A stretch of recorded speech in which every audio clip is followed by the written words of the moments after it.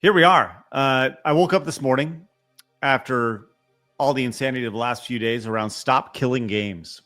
And the petition was less than 2,000 signatures away from its goal. Now, if you recall, like a week ago, it was at less than 500,000 signatures. And it's not just 500,000 signatures, it's 500,000 signatures in the EU in particular. So you have to live in the EU and for you to sign the Stop Killing Games petition. And the website was getting bombarded with traffic, so much so that it was getting hit by 404 errors. It was just being dominated by people who wanted to sign this. Now, Blabs, can you give everybody a quick recap on exactly what Stop Killing Games is for those who are not familiar with it? So it's basically an initiative to help preserve physical games instead of companies just being able to get your money and then you're no longer to be able to play these games should they take these games offline. It's basically like a way to like put in some sort of prevention measure or a method, or even a little bit like government intervention of like consumer rights for video games is the way I would put it best, which I'm not the best way of explaining it, but yeah. Well, we had Ross on the show probably about a month or so ago, and he explained it. And even just 2 days ago, my prediction was that I did not think there was going to be 2 days ago when we talked about it. It was just about 700,000 700,000 followers, and I thought that it would get a push, but it wouldn't get over the finish line. I was dead wrong about that. And in 2 days, it's had over 300,000 signatures in it, because this morning it did cross 1 million signatures, Phoenix, right there. 1 million. Now, you see, they actually boosted the number up to 1.2 million signatures needed. The reason being is that they're going to go in and there will be all sorts of changes where they got to verify the signatures, and some signatures could be invalidated. So if you haven't yet, make sure you head over there and still consider to sign up. Very, very important that you do here, as just continuing to make your voice heard, which, having something like this happen, this is such a big win for gamers. Now, once again, this is strictly for, the European Union right now, but this is just another example of you don't mess with gamers. You don't. We've said this a million times on the show. The gaming audience is truly unlike any audience I've ever seen. It's true. They are fanatical. They love their hobby. It is their passion. And when you start messing with them, when there's a good cause, gamers will wrap their arms around it wholeheartedly. And I think in a situation like this, what needed to happen was the best thing happened here was Ross saying, guys, I'm done. I'm done. Remember, he said that he was going to be done in the middle of June. He put a video out saying, like, guys, it just hasn't done what it needed to do. And since that video was released just 2 weeks ago, it has over doubled the amount of signatures. I mean, it's truly, truly fascinating to see kind of the social contagion that's happened with Stop Killing Games, specifically in the EU here. So good on everybody here for reaching goals. But like I said, not done yet. Still need another 200,000 here just to make sure that they can truly cross over the threshold here. Now, one of the central points of conversation around this movement has been Pirate Software. Now, Pirate Software is a streamer and developer, and Ross has talked specifically about how when Pirate Software made a video about the Stop Killing Games movement, it really derailed all the momentum that was taking place. It started off really strong. Pirate Software did a video talking about how he wasn't behind the idea, or he provided a lot of misinformation about it, and people were not happy with Thor from Pirate Software about this. Now, Pirate Software also works for a company called Offbrand Games. Offbrand Games, they make like indie games, and Offbrand Games, by the way, also run by Lwig, who has been a constant conversation the last few days, that sniveling snake of a streamer. But because he works with Offbrand Games and with Lwig and all this stuff and running this, and because of Pirate Software's just inability to understand that he could potentially be wrong or put things out there incorrectly, Offbrand Games has been getting a lot of slack for this. So much so that it was decided as of yesterday that, courtesy of Pirate Software Twitter, says, I'm no longer working at Offbrand Games. People were attacking all the games we were publishing and trying to mass review bomb them. You can dislike the things I say, but this kind of behavior is unhinged. Learned a lot, accomplished a lot. Hope they succeeded regardless. Love the dudes and loved working with them. Hope they keep cooking.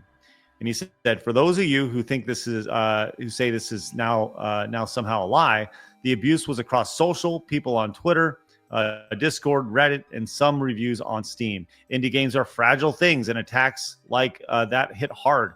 Overall sentiment was to bash the game and the developers working on them to try to get back at me. Not worth bringing them down, in my opinion. Also, stop it. Get some help.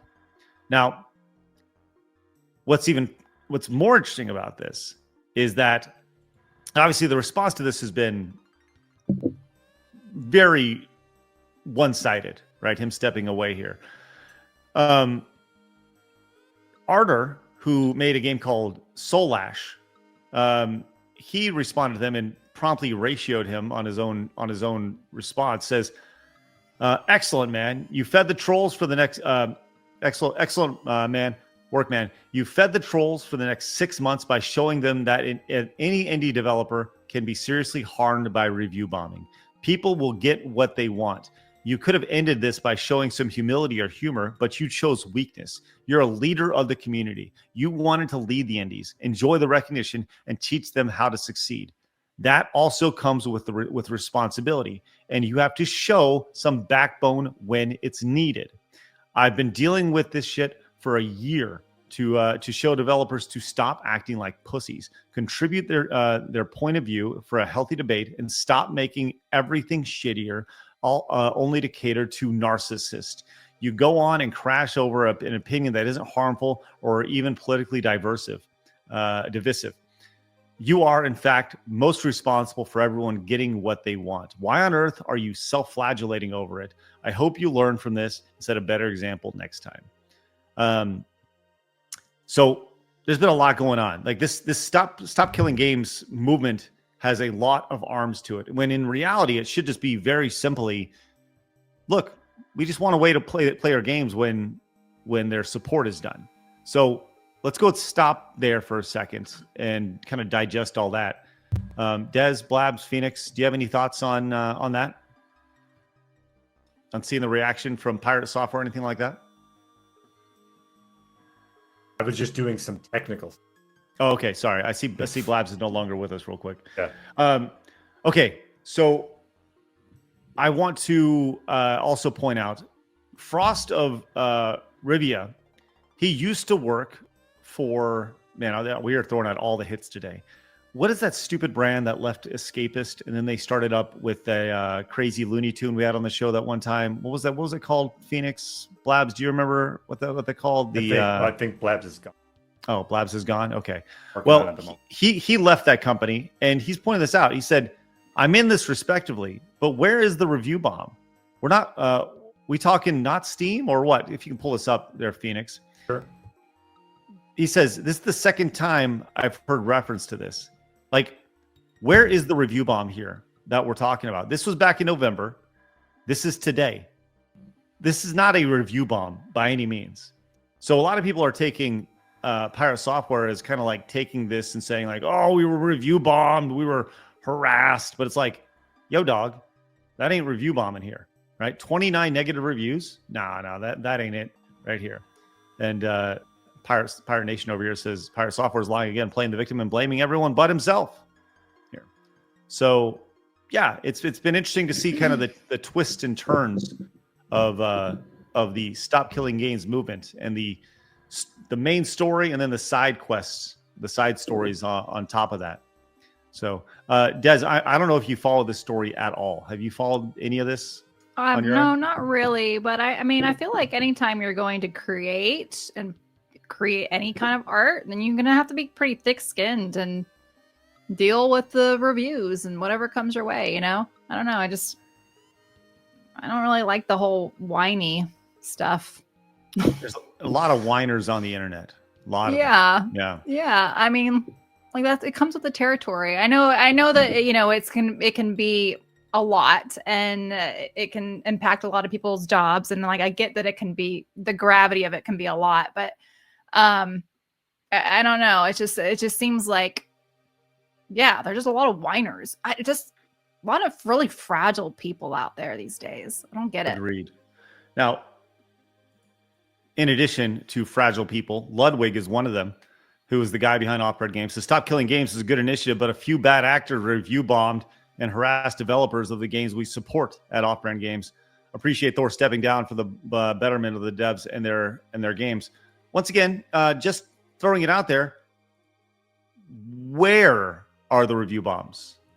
Where is this happening? When he says a few, he literally means a few, like a couple people might have review bombed here. So this is just one of those things where Lwig is such just a slithery snake that he wants to go with whatever direction will make him look best, right?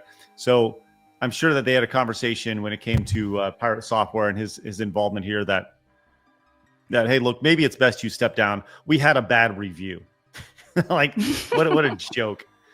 What an absolute joke. But very cool, very great to see that they have the Stop Killing Games hit the million signatures. Oh, and one other thing here, by the way. Guess who came in and defended Lwig over here?